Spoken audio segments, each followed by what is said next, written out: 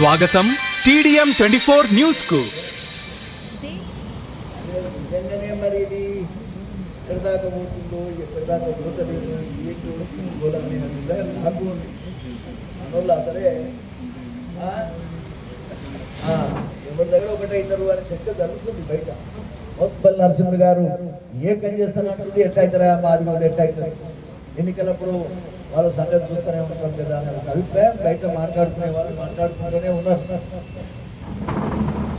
కానీ నాకు నమ్మకం ఏంటంటే నేను ఏముందని ఎమ్మెల్యేగా పోటీ చేసినా, నేను ఏముందని మంత్రిగా అయినా, నేను ఏముందని అసలు ఈ 40-45 సంవత్సరాల రాజకీయాల్లో ఉంటున్నా, నేను ఏముందని చెప్పేసి ఇంత దూరం ప్రయాణం చేసిన, ఏమి లేదనుకునే ప్రయాణం చేసి ఇంత దూరం వచ్చిన. ఇది కూడా నేను ఒక మాట చెప్తున్నా, మా పిల్లవాడు సోషల్ మీడియా పిల్లగాడు మనం మాట్లాడినట్టు మొన్న జెండా ఆవిష్కరణ రోజు నేను మాట్లాడినటువంటి మాటలు మరి ఇన్స్టాగ్రామ్లో పెడితే 10 లక్షలు మరి అన్ని వీడియోలు కనుక మనం మాట్లాడింది 10 రోజులలో మాట్లాడినటువంటి వీడియోస్ అన్నీ కూడా వ్యూవర్స్ ఎంతమంది ఉన్నారని లెక్కేస్తే మరి 32 లక్షల మంది చూసినట్టుగా చెప్తా ఉన్నాం. మాదిగా జాతి మొత్తం కూడా చూసినట్టుగా చాలా సంతోషం. ఏదేమైనా ధైర్యం చేసినాం, జెండా పట్టినాం. ఈ జెండా నా ప్రాణం పోయేదాకా కూడా దీన్ని నేను వదిలిపెట్టాను. మొదట నేను ఎట్లా గెలుస్తాడు అని గెలవటం అనేది కాదు, శాశ్వతంగా అక్కడ గెలిచేటువంటి శక్తిని కూడా నేను సంపాదించుకున్నాను. ఒక సందర్భంలో ఇండిపెండెంట్గా కూడా మరి రెండు అంతా కలిసి ఏకమై నాకు టికెట్ రాకుండా చేస్తే కూడా ఎదురొడ్డి నిలబడి నేను బ్రహ్మాండమైన మెజారిటీని నేను గెలుచుకోగలను. ప్రజల హృదయాల్లో ఉండగలను, అన్ని కులాల యొక్క ప్రేమను పొందగలను, జేజేలు కొట్టించుకున్నాను. అదంతా ఎక్కడికి వచ్చింది అంటే మనం చేసేటువంటి పనుల వల్ల, మనం చేసే సర్వీస్ వల్ల ఇదంతా కూడా జరిగిందని ఈ సందర్భంగా తెలియజేస్తాను. కాబట్టి నేను ఒకటే మాట ఈ సందర్భంగా తెలియజేస్తా ఉన్నా, నాకు 70 ఏళ్ళు వచ్చినాయి. మిగతాది ఎన్నేళ్లకు ఎంతవరకు మనం బతకమో కూడా తెలియదు. కానీ ఈ జాతికి మరి ఖచ్చితంగా ఒక మార్గాన్ని మనం ఏర్పాటు చేయాల్సినటువంటి అవసరం, ధైర్యమైన మార్గాన్ని ఏర్పాటు చేయాల్సిన అవసరం, చట్టమైన మార్గాన్ని ఏర్పాటు చేయాల్సిన. చట్టసభలో పోతే నాకు ఇంత ధైర్యం ఉండేదా? ధైర్యం ఉండాలంటే చట్టసభలోకి వెళ్ళాలి. ఆ టేస్ట్ మనలకు తెలియదు, అది మాల కులస్తులకు తెలుసు. కాబట్టి ఇవాళ వాళ్ళు ప్రతి విషయాన్ని కూడా మరి గ్రామంలో ఉన్న సర్పంచ్ దగ్గర నుంచి, వార్డు మెంబర్ దగ్గర నుంచి ఇక్కడ మంత్రి ఉప ముఖ్యమంత్రి వరకు కూడా వాళ్ళు ఎదగలిగినట్టే వాళ్ళకు ఆ పవర్లో ఉన్న టేస్ట్ తెలుసు అనేటువంటిది మీరు గమనించాలి.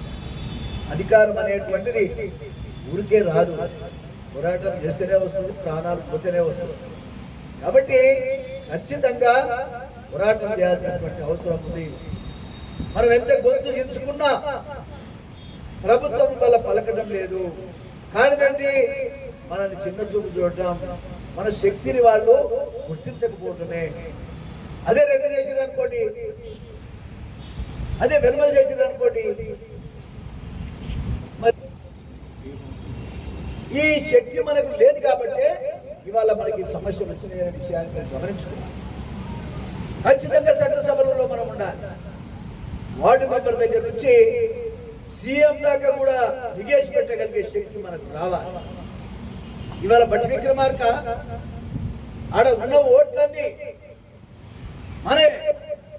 కానీ దురదృష్టం ఏంటంటే మన వాళ్ళకి అక్కడ సరి అయిన లీడర్ లేక మరి అక్కడ ఉన్నటువంటి పరిస్థితిని ఆయన ఆ రకంగా ఉపయోగించు.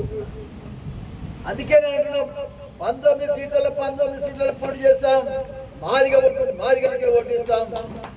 మాలలు మనకు కనీసం మన మీద ప్రేమ లేదు కాబట్టి ఇంత మొత్తుకుంటా. ఈ 9 డిమాండ్లు 5 నిమిషాల్లో అయ్యే డిమాండ్ల గురించి బట్టి విక్రమార్క ఒక సీఎం స్థాయిలో ఉన్న వ్యక్తి ఒక్క నిమిషం కూడా సమయం ఇచ్చి మన జాతుల గురించి ఆలోచించడం లేదు. కాబట్టి మరి మనం ఎందుకు ఆలోచించాలి?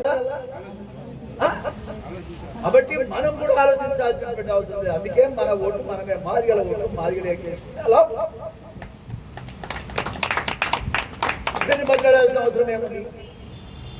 అందుకే ఈ 9 డిమాండ్స్ ఏవైతే ఉన్నాయో అంతకుముందు వీరస్వామి గారు కూడా చెప్పారు. ఈ 9 డిమాండ్లలో రేపో మాపో చచ్చిపోయేటోళ్ళ డిమాండ్ కూడా ఉంది. అమరవీరులు మన కోసం, మన జాతి కోసం ప్రాణ త్యాగం చేసిన మహనీయుల తల్లిదండ్రులని మనం గౌరవించొద్దా? వాళ్ళకి ఏదో చేయొద్దా? కనీసం మానవత్వం ఉందా ఈ ప్రభుత్వానికి?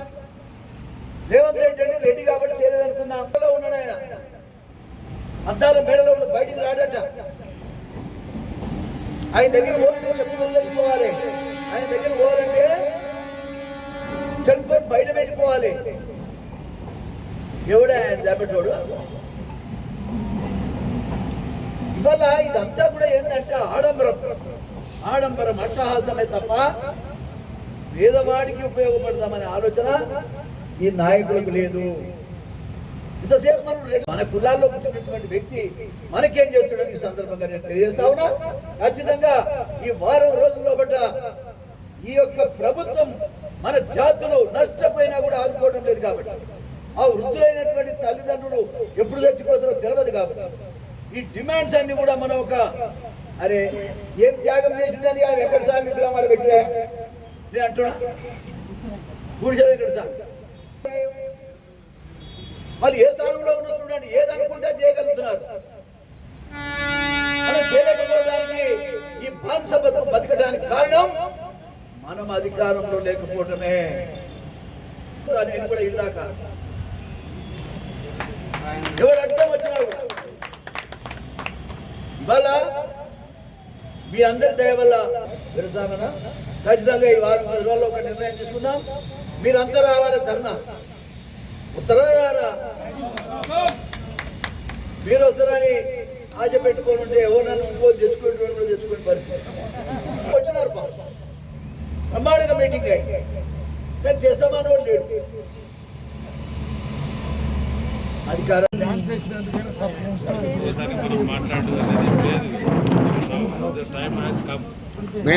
మనమే అటాక్ చేసుకుంటాం ఆల్రెడీ.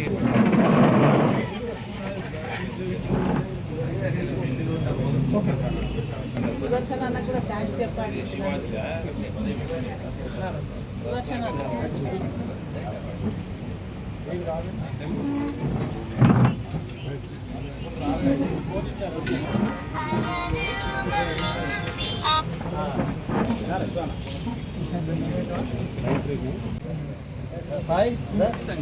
TDM 24 కి సబ్స్క్రైబ్ చేసుకోండి. వార్తల కోసం